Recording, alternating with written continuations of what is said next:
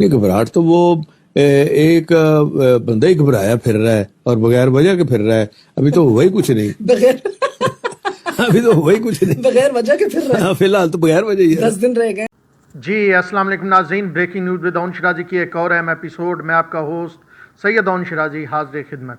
नाज़रीन, आपने जो है वो वीलाग के इब्तदा में साउंड बाइट सुना है, जो है वो इंटरव्यू के क्लिप सुना है चौधरी परवेज़ इलाही का, जो उन्होंने मेयर बुखारी को दिया हम टीवी पे, जिसमें उन्होंने वज़ीर आज़म इमरान खान पे बड़े खुला के इल्ज़ामात लगाए। हम आपको कुछ मज़ीद उनके इंटरव्यू के हिस्से दिखाते हैं, कुछ मज़ीद छोटे छोटे 2-3 क्लिप्स आपके साथ शेयर करते हैं और फिर उसके बाद इस पे बात करते हैं कि आज जब चौधरी परवेज़ इलाही ने इस इंटरव्यू के हवाले से कुछ और तरह के बयान दिए, वो क्यों दिए और क्यों चौधरी परवेज़ इलाही के ख़िलाफ़ जो है पीटीआई सोशल मीडिया सेल ने एक महाज खोला। तो क्या जो महाज खोला गया वो अब जो है वो ट्वीट्स डिलीट किए जाएंगे, वो पोस्टर डिलीट की जाएंगी, वो वीलॉग्स डिलीट किए जाएंगे जो किए गए थे, वो सारी बातें और क्यों ये किया गया और आने वाले दिनों में क्या अहम होने जा रहा है, हुकूमत क्या वारदातें डाल रही है, ये तमाम चीज़ें हम आपको बताएंगे। लेकिन पहले ज़रा ये आपको कुछ और मैं छोटे छोटे क्लिप्स मैंने निकाले हैं आपके लिए, वो आप इस इंटरव्यू के सुन लें ताकि आपको कुछ कहानी समझ आ जाए, फिर हम अगली बात करते हैं। ज़रा ये इंटरव्यू के क्लिप सुने फिर बात करते हैं। को ना सीखने और ना तजर्बा की वजह से इनको सीखने देना चाहिए था। इनके काम इनके बिहाव पे जो होते रहे हैं ना, हाँ, वो नुकसान हुआ। सीखने का मौका नहीं फिर मिला ही नहीं। कोई बच्चा सीखेगा तो चलेगा, तो नीचे उतारोगे तो सीखेगा ना। नापियां बदलते रहना सारी जिंदगी। तो नापियां बदली गई हैं 3.5 साल, तो और क्या, अब क्यों नहीं बदली जा रही? हाँ, अब क्यों नहीं फिर नापी बदली जा रही? नापी भी महंगी हो गई है महंगाई की वजह से। ठीक है, अब नापी महंगी हो गई है, बोझ बढ़ गया है। हाँ जी। आपको लग रहा है कि चौधरी साहब एक बात समझाएं जो ऑपोजिशन कहती है, और जरदारी साहब ने कहा कि हमारे पास तो 172 से भी ज्यादा वोटों से आराम से, ठीक कह रहे हैं, ठीक कह रहे हैं, ठीक कह रहे हैं, नंबर हैं पूरे, नंबर पूरे उससे ज्यादा हैं, उससे ज्यादा हैं। कितने ज्यादा होंगे इनके पास? इसकी सोच है किसी की भी। इतने बंदे इकट्ठे किए जो हमने महसूस किया, जो हमने देखा है, ठीक है, और जो इतलात आप तक आ रही हैं, बड़े सरप्राइजेज आने हैं, देखना आप। हुकूमत के पास तो बहुत कुछ होता है। वो केस फाइट करो। नहीं तो पेशावर से नहीं कोई मदद आ रही है? पेशावर क्या है? वैसे ही पेशावर इनका स्ट्रॉन्ग होल्ड है तहरीक इंसाफ का।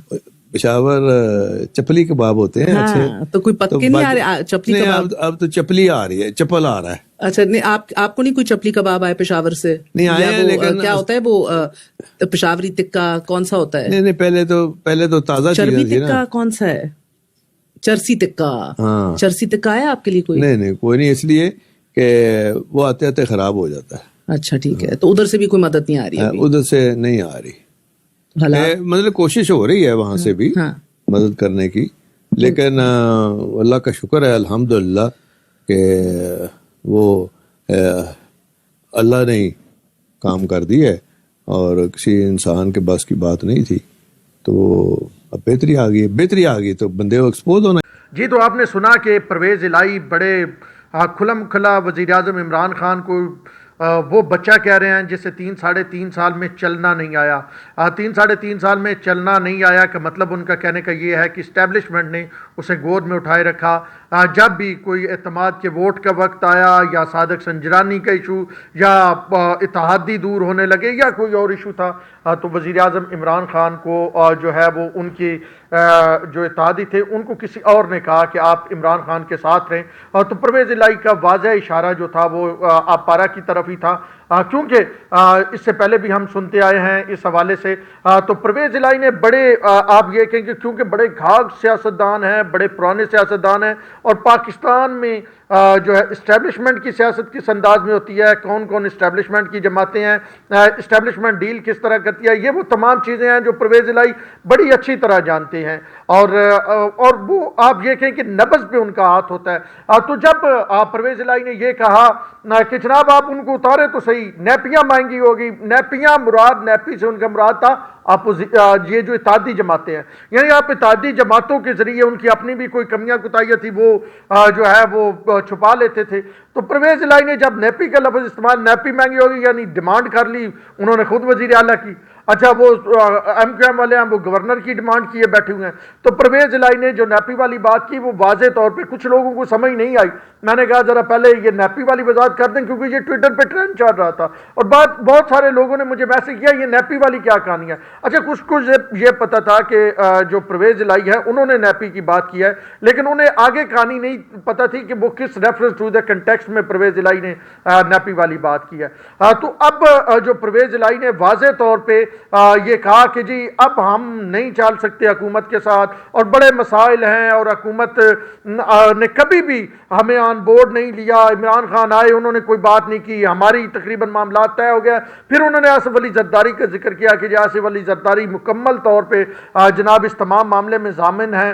तो बड़ा मतलब एक वो आप कहें कि पाकिस्तान की सियासी तारीख में ये इंटरव्यू भी याद रखा जाएगा। बहुत सारे ऐसे इंटरव्यूज हैं जिनको सियासी तारीख में याद रखा जाता है, लेकिन परवेज इलाही का ये इंटरव्यू काफ़ी याद रखा जाएगा। इसकी एक और भी वजह है, उसकी वजह यह है कि अभी परवेज इलाही हुकूमत में बैठे हुए हैं। अभी वो पंजाब में 10 सीटों के साथ जो है वो स्पीकर पंजाब असम्बली हैं और वो पाकिस्तान तहरीक इंसाफ के तरफ से पंजाब असम्बली के स्पीकर है। अच्छा वो 4 सीटें मेन और एक खवातीन की सीट, 5 सीटों के साथ 2 वजारतें लेके मरकज में बैठे हुए हैं, पंजाब में वजारतें लेके बैठे हुए हैं। तो ये सारा कुछ लेने के बावजूद चौधरी परवेज इलाही ने जिस अंदाज में कल वजीर आजम इमरान खान की कुट लगाई, मैं कहता हूँ इस तरह तो मैंने बड़ा कम सुना है। और वो कभी मतलब आपने मैंने इसीलिए थोड़े से अभी तो ये आप ये कहें कि मैंने उस इंटरव्यू में से ना कुछ दाने निकाले और आपके सामने जल्दी जल्दी पेश कर दिया है, क्योंकि बहुत सारे ऐसे देखने वाले होते हैं जो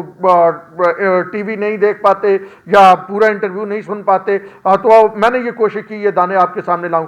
तो उन्होंने वाजे कहा एक बंदा घबराए फिर रहा है, कमरा जा रहा है, यानी उनका ये पार्लियामेंट लॉजेस में कल वज़ीर आज़म इमरान खान ने विजिट किया ना, तो उनका कहने का मकसद था पार्लियामेंट लॉजेस जा रहा है तो एक बंदा घबराया हुआ है। तो चौधरी परवेज इलाही की टोन से और फिर उन्होंने एक बात की कि जी 172 क्या बहुत सारे लोग जो हैं इनको छोड़ के जा रहे हैं। अब ये तो चौधरी परवेज इलाही का इंटरव्यू का वो हिस्सा हो गया जो हमने आपको दिखाया। अब दूसरी तरफ चलते हैं, आज दिन को क्या हुआ। आज दिन को ये जब मैं आपसे बात कर रहा हूं तो ये तारीख है 16 और दिन है बुध का।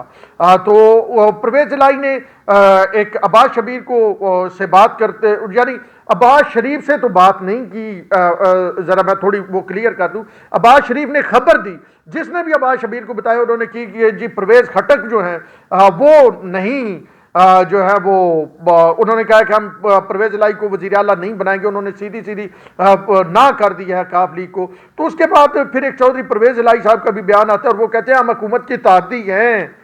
तो ये बड़ा इंपॉर्टेंट है और वज़ीर आज़म इमरान खान खुद साफ सुथरे हैं। कल जिस इमरान खान के बारे में वो कह रहे थे कि आप उसकी नैपी जो है वो खुद बदलनी उसे चाहिए और उससे चलना फिरना चाहिए, आज वो उसके बारे में ये कह रहे हैं कि जी वो ठीक है।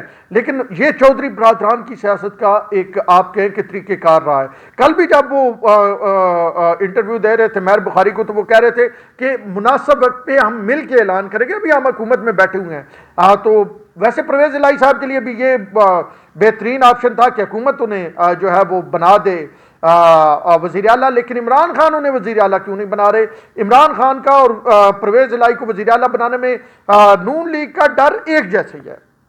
अब भला आप सोचेंगे कि इमरान खान और नून लीग एक पेज पे कैसे हम परवेज इलाही को जो है वो ना बनाने पे वज़ीर आला, वो इस तरह एक पेज पे हैं कि इनका ख्याल है, यानी इमरान खान का कि अगर परवेज इलाही को मैं वज़ीर आला बनाता हूं तो बहुत सारे लोग तो काफ लीग से आए हुए हैं, तो ये 2023 के इलेक्शन में चौधरी बरादरान तो अपनी पार्टी लेके साइड पे हो जाएंगे, यानी ये तो डेवलपमेंट फंड देंगे मजीद तरीके से, क्योंकि इनका पुराना खाता है ना इन लोगों के साथ।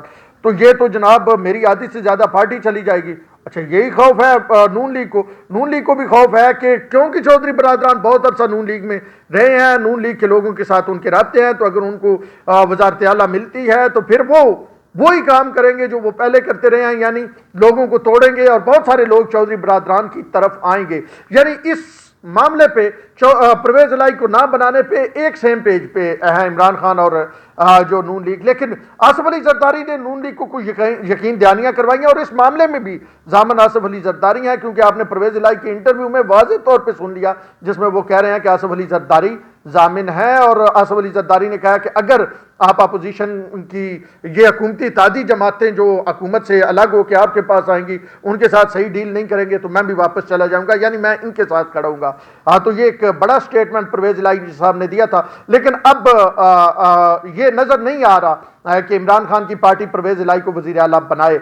दूसरी जानब नून लीग भी अभी मखमसे का शिकार है। आपने देखा कि हमजा शहबाज ने भी एक विजिट किया और वो विजिट कहाँ का था, वो तरीन ग्रुप के पास गए। अब तरीन ग्रुप के पास भी MPA हैं, तो अगर वो MPA मिलते हैं, जो छीना ग्रुप है वो तो जो एक हम ख्याल ग्रुप था वो तो वापस चला गया PTI में। अब तरीन ग्रुप और अलीम ग्रुप अहम है, तो इनका ये ख्याल है अगर वो ग्रुप मिलते हैं तो कोई हमजा शहबाज के लिए भी चांस निकल सकता है।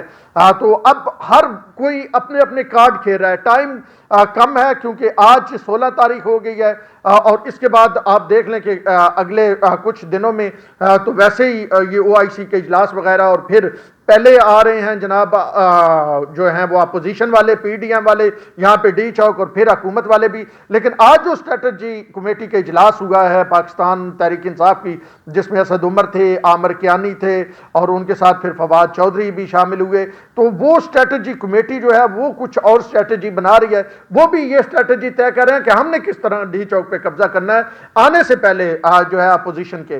तो दोनों तरफ से ये कोशिशें की जा रही हैं। अब कौन सी कोशिश बराबर आती है ये तो वक्त ही बताएगा। लेकिन ये जरूर है कि महर बुखारी ने जो इंटरव्यू किया चौधरी परवेज इलाही का, उसके बाद वो जो इमरान खान जाके कह रहे थे घबराना नहीं है, वो जो तहरीक इंसाफ के हामी यूट्यूबर बढ़ बढ़ के वीलॉग्स कर रहे थे, ट्विटर अकाउंट से ट्वीट आ रहे थे और तकरीबन मुंह से झागे निकल रही थी, वो अब थोड़े आहिस्ता हुए हैं, वो थोड़े रिलैक्स हुए हैं, वो थोड़े सुकून में हुए हैं। उन्हें पता लगा है कि मामलात इस तरह सादा नहीं है। सिर्फ ये चंद 2-3 मीडिया के चैनल्स पे, जिस तरह वज़ीर आज़म इमरान खान कहते हैं, उन्होंने यूट्यूबर्स के साथ मुलाकात में कहा 3 चैनल जो हैं वो हुकूमत मुखालफ वो पूरी मुहिम चलाए हुए हैं। तो वो कोई वो वाली सीन नहीं है। ये एक पूरी आपकी अपनी इत्तेहादी जमातें आपके साथ नहीं है आपकी। वो कह रहे हैं MQM के 70% मामला हल हो गए हैं, परवेज इलाही कह रहे हैं हम तो बिल्कुल साथ, हम तो सिर्फ बाप और MQM का वेट कर रहे हैं कि हम मिल के जाएं। तो ये अब चीज़ें इतनी आसान नहीं रही हैं खान साहब के लिए। खान साहब की दौड़ें जो लगी हुई हैं ये किसी वजह से लगी हुई हैं। परवेज इलाही ने जो खान साहब के लिए अल्फाज इस्तेमाल किया, मेरे ख्याल में ये नैपी वाला लफ्ज़ तो ये तो अपोजिशन ने भी इस्तेमाल नहीं किया। यानी परवेज इलाही ने अपोजिशन ने, मेरा ये ख्याल है कि अपोजिशन ने थ्रू आउट जब से ये इमरान खान इक़्तिदार में आए, एक बिलावल ने सिलेक्टेड का लफ्ज़ इस्तेमाल किया था, वो एक टर्म बन गई और वो बड़ा मशहूर हुआ। तो थ्रू आउट अभी तक अपोजिशन ने इस तरह इमरान खान को टफ टाइम नहीं दिया या इमरान खान पे इस तरह ताबड़तोड़ हमले नहीं किए जिस तरह टफ टाइम उन्हें उनके इत्तेहादियों ने दिया या ताबड़तोड़ हमले इत्तेहादियों ने किए। ये नैपी वाली बात, ये पेशावर से वो जनाब चप्पल कबाब और चप्पल आने वाली और रस्ते में ख़राब होने वाली, और वो जो मैनी खेज बातें परवेज इलाही ने हुकूमत में बैठ के, उनके वज़रा मौजूद हैं, वो खुद पंजाब असम्बली के स्पीकर हैं, बैठ के ये जिस अंदाज में उन्होंने बातें की हैं, मेरे ख्याल में अपोजिशन ने इस अंदाज में बातें ना किया ना वो कर सकते थे। तो जितनी मतलब जेड़ी मतलब वो पंजाबी में कहते हैं बड़ी भैड़ी की थी परवेज इलाही। तो अब खान साहब देखते हैं कि खान साहब नाल कोई बैड़ी करे तो खान साहब दिल भी रख लेंगे। और परवेज इलाही ने भी रात के इंटरव्यू में कहा है कि उनको बदला ना लें, वो बदला लेने की सोचते रहते हैं, वो डिलीवर नहीं करते। तो परवेज इलाही साहब हुण तुसां ने भी बड़ा कोई कह दिता बदला तो तुहाडे कोल भी लिया जाएगा, थानू पता खान साहब दिल भी रख लेंदे। तो बहरहाल मामलात बड़े दिलचस्प पैराए में चले गए हैं, खेल दिलचस्प मरले में दाखिल हो चुका है। आज भी अहम मुलाकातें हुई हैं, मौलाना फजलुर रहमान MQM मुलाकात, इशाइये और जोराने मुसलसल दिए जा रहे हैं नून लीग के अराकीन को एक दूसरे की जानब से। और हम इस्लामाबाद क्लब में गुज़िश्ता इतवार थे तो वहाँ पर भी जो है काफ़ी बड़ी तादाद में नून लीग वाले एक जो है वो खाने में शरीक थे। ये आपस में ही वो मतलब अराकीन को दे रहे हैं, जो उनके व्हाट्सएप ग्रुप बनाए गए हैं, कोऑर्डिनेटर बनाए गए हैं उनके। तो नून लीग एक्टिव है। जरदारी साहब ने भी एक लेटर लिख दिया अपने अराकीन को कि जेड़ा बंदा ना आएगा तो फिर असी 63 दी कार्रवाई करेंगे। तो अब अपोजिशन अपने बंदे तो गैदर किए हुए है, अब देखें कितने इत्तेहादी तोड़ती है। और आल दो कि परवेज इलाही थोड़ा सा हटिया इस इंटरव्यू से, लेकिन यह बताता चलो कि अंदर की स्टोरी अभी तक यही है कि जो परवेज इलाही ने अपने इंटरव्यू में बताई। अब तक के लिए इतना ही। अपने होस्ट राउंड शिराजी को दीजिए इजाजत। अल्लाह ने के बाद।